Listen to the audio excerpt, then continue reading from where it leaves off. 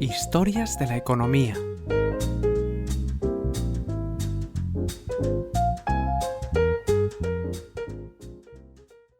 Episodio 136. El fantasma de la gran inflación de los 70.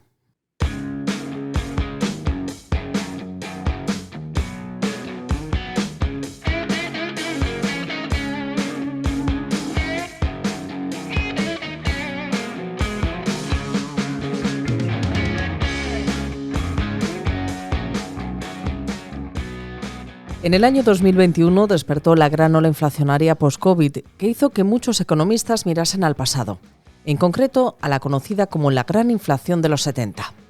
Los expertos denominan así el periodo comprendido entre 1965 y 1982, en el que la inflación media en Estados Unidos se disparó hasta más allá del 14%.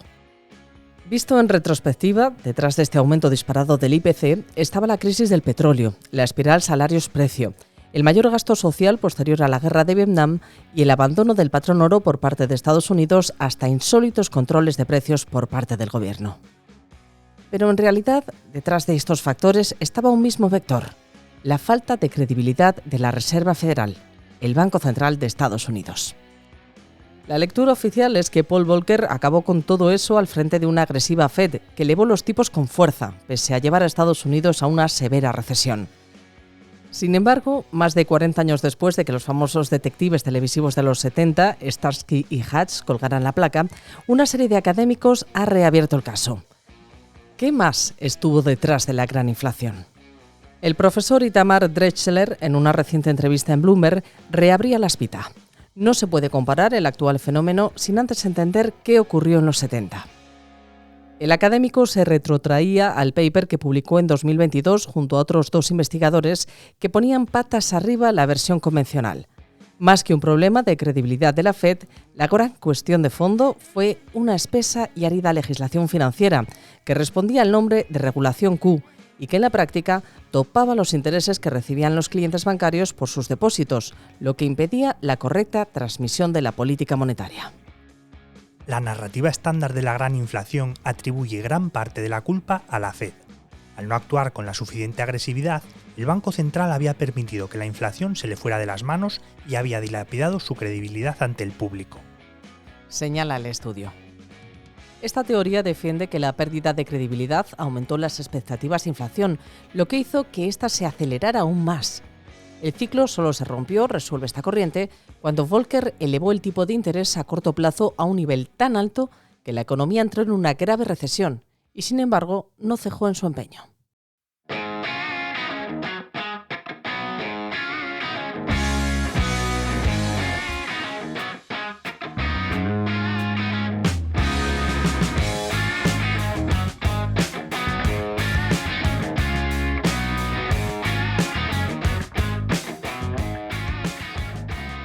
Esta medida drástica y dolorosa restauró la credibilidad, reafirmó las expectativas y frenó la inflación. La principal lección de este relato es que la inflación depende de las expectativas, y las expectativas dependen de la credibilidad del Banco Central. Aseguran los académicos. El principal señalado es, sin duda, Arthur Burns, presidente de la Fed entre 1970 y 1978.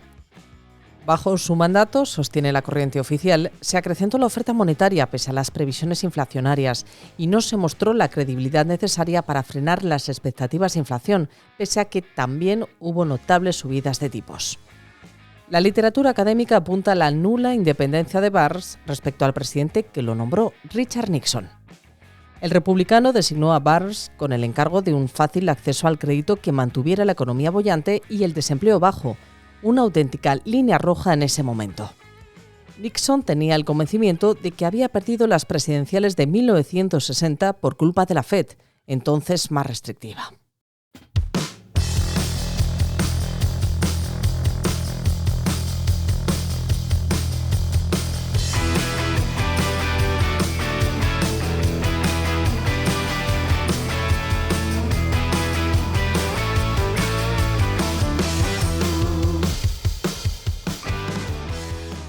Un informe reciente de la BCA Research defiende que la Fed mantuvo los tipos de interés muy por debajo del crecimiento del PIB nominal durante las décadas de 1960 y 1970, lo que es una buena medida de una política monetaria excesivamente laxa.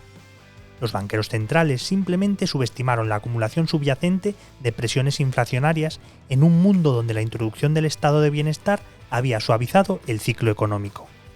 Sin embargo, en su paper, Drexler y sus compañeros proponen una explicación alternativa, que hubiera hecho prácticamente estéril cualquier esfuerzo restrictivo de Burns, así como las variopintas iniciativas de la Casa Blanca ante un problema cada vez más acuciante.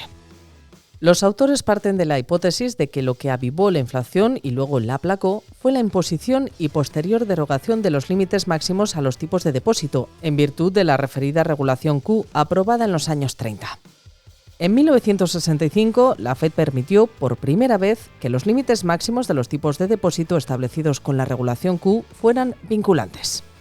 Ante la supresión del rendimiento del ahorro, los hogares aumentaron su demanda de gasto, lo que hizo subir la inflación. Ahora que la remuneración de los depósitos ha vuelto a ser un tema candente tras las recientes subidas de tipos, resulta curioso echar la vista atrás. Los depósitos eran la forma dominante de ahorro de los hogares en aquella época, por lo que fijaban efectivamente el tipo de interés disponible para la mayoría de los ahorradores. Los límites a los tipos de depósito mantenían este tipo en un nivel bajo, de modo que por mucho que la Reserva Federal subiera el tipo oficial, no podía llegar a los hogares. De este modo, la regulación Q impedía la transmisión de la política monetaria a los hogares.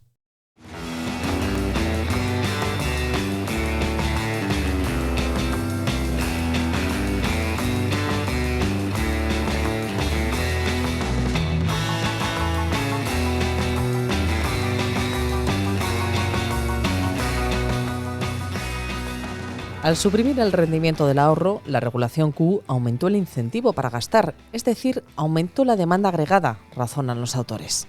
Y como la oferta agregada es bastante inelástica en el corto plazo, añaden, una mayor demanda se manifestó principalmente con una mayor inflación. A su vez, una mayor inflación redujo aún más la tasa real de depósitos. Esto volvió a impulsar la demanda y elevó nuevamente la inflación, lo que dio lugar a una espiral inflacionaria que fue el sello distintivo de la gran inflación. La regulación Q, que limitaba los tipos de interés pagaderos por los depósitos, impedía a los bancos compensar la disminución de los depósitos, ofreciendo tipos de interés más altos. Además, los bancos tenían alternativas limitadas a los depósitos como fuente de financiación. Reconocía el propio Ben Bernanke en calidad de presidente de la Fed en 2007. El resultado de aplicar de forma estricta esta legislación fue que a partir de 1978 y 1979, cuando comenzó a derogarse esta regulación, la rentabilidad real de los depósitos se duplicó. Esto creó un poderoso incentivo para que los hogares gastaran en lugar de ahorrar, lo que hizo subir los precios y la inflación. Una vez que aparecieron los productos desregulados, la tasa de depósitos promedio real aumentó rápidamente, subiendo más del 10% en 2 años. Un shock tan grande de la tasa real reduce la presión sobre los hogares para que gasten y por lo tanto es plausible que baje la inflación. Remarcan Drexler y sus compañeros.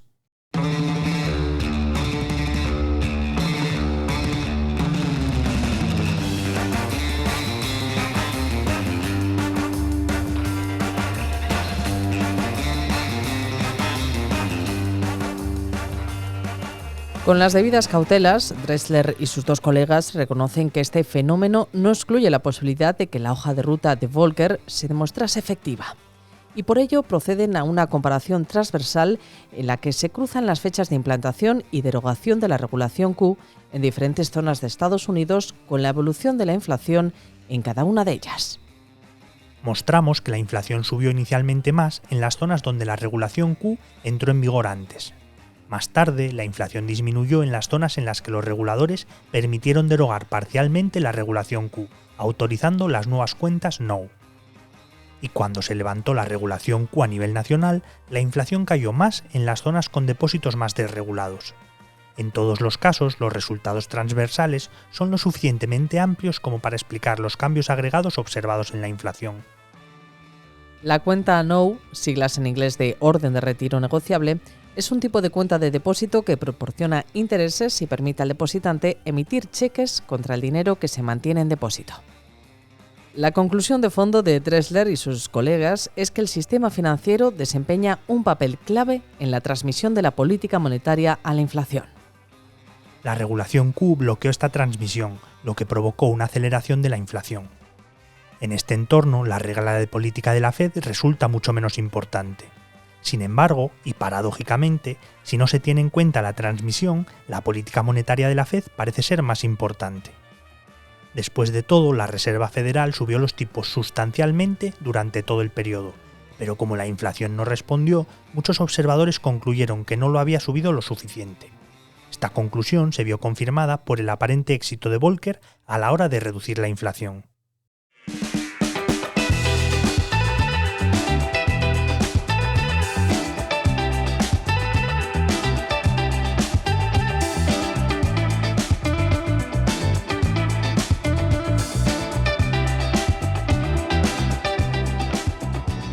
En el nivel más amplio apuntan que la experiencia de la gran inflación llevó a los economistas a perder la fe en su capacidad para dirigir la economía mediante una política monetaria activa. Si la Fed intentaba hacer demasiado, su credibilidad para luchar contra la inflación se vería sacrificada y sus esfuerzos se volverían contraproducentes. Según este punto de vista, lo mejor que podía hacer el Banco Central de Estados Unidos era centrarse en la inflación y la economía se enderezaría por sí sola. Esto contrasta fuertemente con la Gran Depresión, cuando los economistas concluyeron que la Fed había sido demasiado pasiva y que una política activa podría mejorar enormemente los resultados económicos.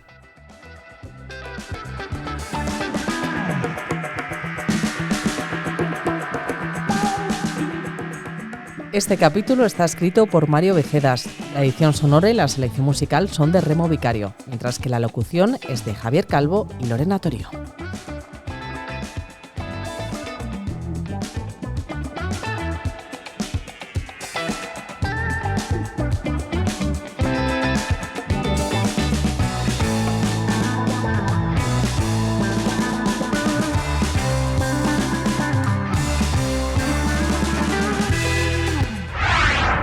El Economista Podcast.